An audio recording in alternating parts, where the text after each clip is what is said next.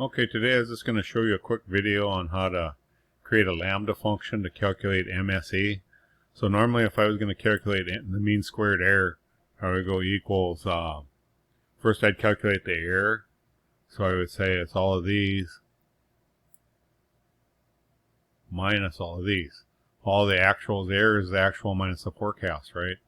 So Excel's like, well, what do you mean all these long? This isn't a single number, this is an array. Well, if I hit enter, you can see it automatically does piece by piece, row by row. 771 minus 773 is 2, 790.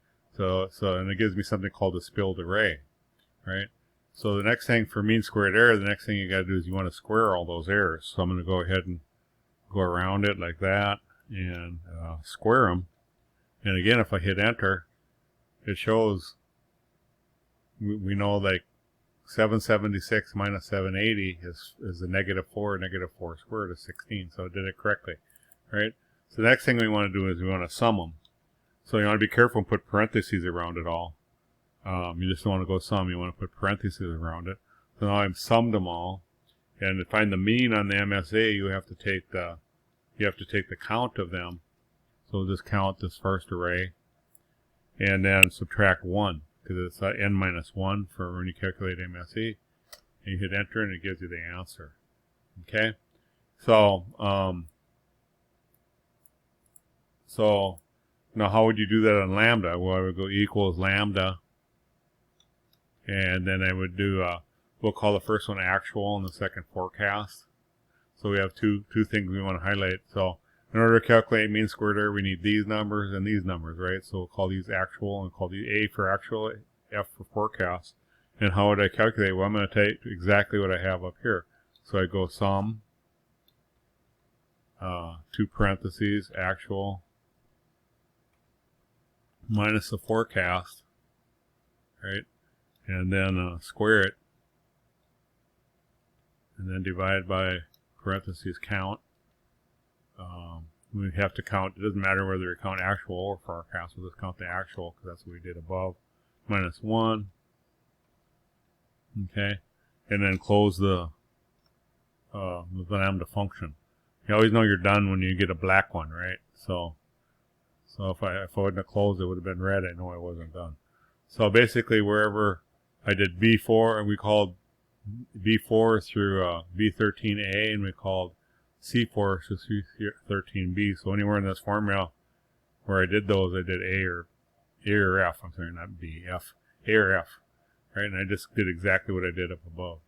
And so how could I test this? Well, now I can just actually test it by highlighting A and highlighting F. So I'm giving it the 2 parameters to test it.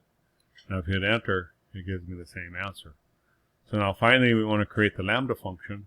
So I'm going to click on this. And I'm just going to get the formula part that I typed in. So I'm going to click on that. I'm going to right click. I'm going to go copy. And then what I'm going to do is I'm going to go into formulas. And I have to escape first. And I go into the name manager. I already have it in here, so I'm going to go delete. And so let me add it in here. I'm going to go new. And we'll call this MSE. That's what we're going to call it. I'm going to paste that lambda function I just created. And then if I go OK, I can close that. Now I can go, so now I have it here in name manager, right? So now what I can do, I can go equals MSE, and it asks you for A, which is these in bold. I do the comma. It asks you for F, which are these, and then hit enter, and it gives me the answer. So lambda functions don't let lambda functions scare you. If you have that option available on Excel, you should start learning how to use it. Once you get a lot of lambda functions, you might want to start looking into this advanced formula manager. And this is a link to a really good YouTube video that shows you how to use that advanced formula manager. You basically go to well, she'll show you how. You have to go into add-ins and then add it in, and it'll appear up here in your menu. But anyway, advanced formula manager is a good way to manage your lambda formulas. So if you like this video, my picture will come up. Go ahead and hit subscribe. Give me a thumbs up. Give me any comments if you thought it was useful. Thanks for watching. Bye.